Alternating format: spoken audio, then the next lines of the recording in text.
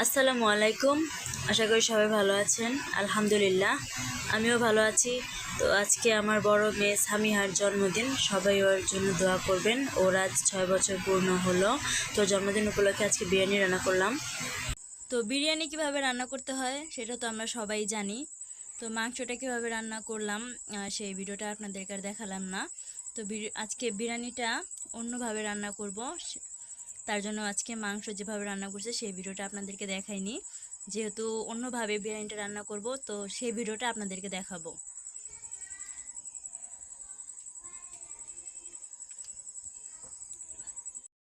আমরা যেহেতু গ্রামে থাকি, তো গ্রামে সবাই ঝাল খেতে পছন্দ করে। অনেকেই হয়তো মাংস কালার দেখে বলবেন যে বিরিয়ানি এত লাল হয় কেন। তো এটাই বলি যে যেহেতু আমরা গ্রামে থাকি, আমরা ঝালটা বেশি পছন্দ করি, সবাই ঝাল খেতেই পছন্দ করে।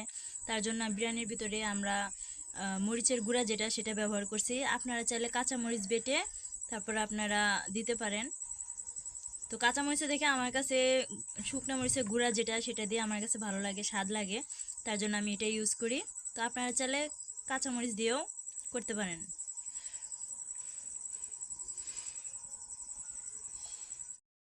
এখানে 2 কেজি পোলাও চাল ধুয়ে ঝরানোর জন্য একটা ডালাতে করে রেখে দিছি, যাতে পানিটা ঝরে যায় তার জন্য।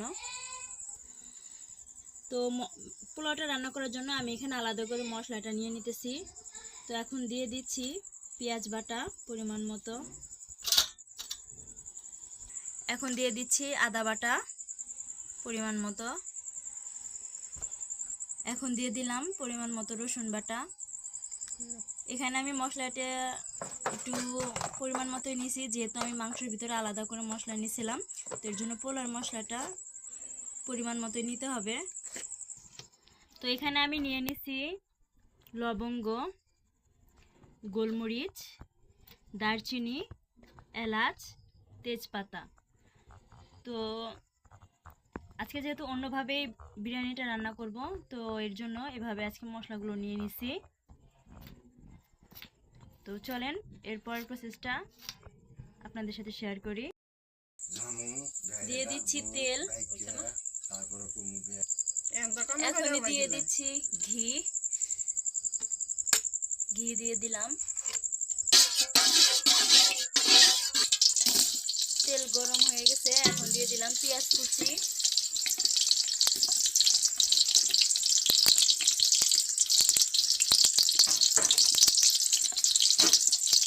এখন দিয়ে দিচ্ছি গরম মশলাগুলো।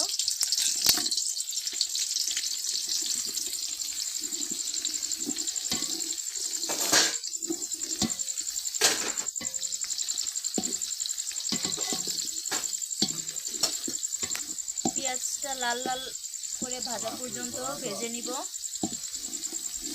এখন দিয়ে দিচ্ছি পোলার চাল। এখন পোলার চালটাকে ভালো করে ভেজে নিব মশলার সাথে।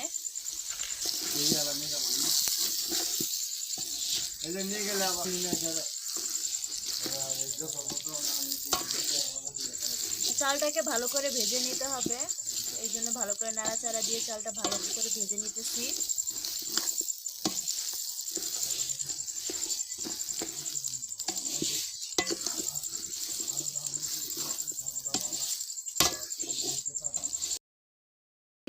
যে মশলাটা করে রাখছিলাম আদা রসুন পেঁয়াজ বাটা, তো সেই মশলাটা দিলাম। এখন এই মশলাটা দিয়ে ভালো করে ভেজে নিব।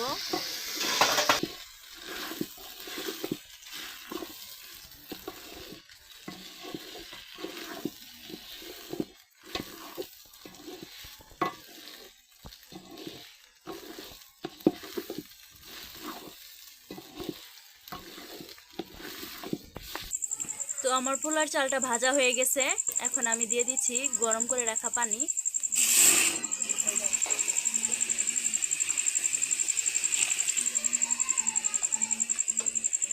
তো গরম পানিটা মাপ মতোই দিতে হবে।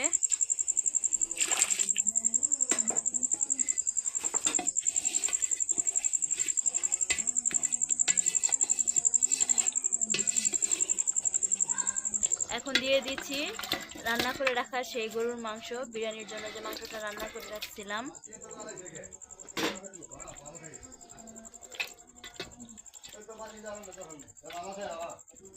তো এখন ভালো করে নাড়াচাড়া দিয়ে নিতেছি।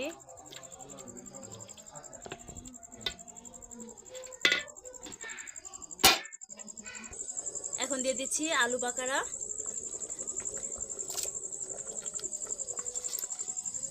দিয়ে এখন ভালো করে নাড়াচাড়া দিয়ে নিতেছি।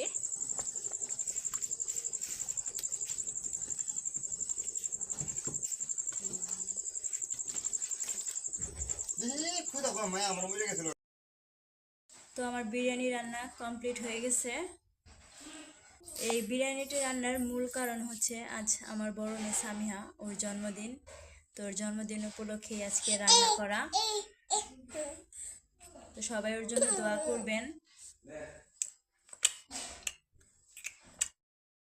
আমার মেয়ের জন্য কেক আনা হয়েছে, আর ওর ভাইয়া ফারিস ওর জন্য ঘর সাজাইছে।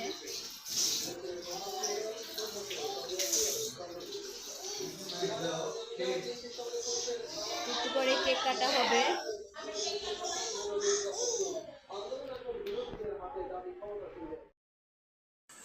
তো আমার মেয়ে এই মোমবাতি জ্বালানোটা দেখে অনেক ভয় পাইছে।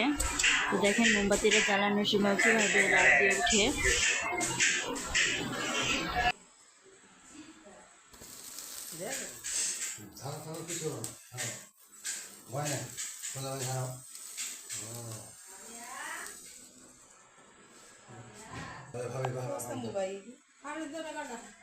Happy birthday to you, happy birthday to you, happy birthday. তো এখন চলতেছে কেক খাওয়ানোর পালা। তো ধন্যবাদ সবাইকে আমার ভিডিওটি দেখার জন্য, এবং আমার মেয়ের জন্য সবাই দোয়া করবেন, ও যাতে ভালো থেকে সুস্থ থাকে। আল্লাহ হাফেজ।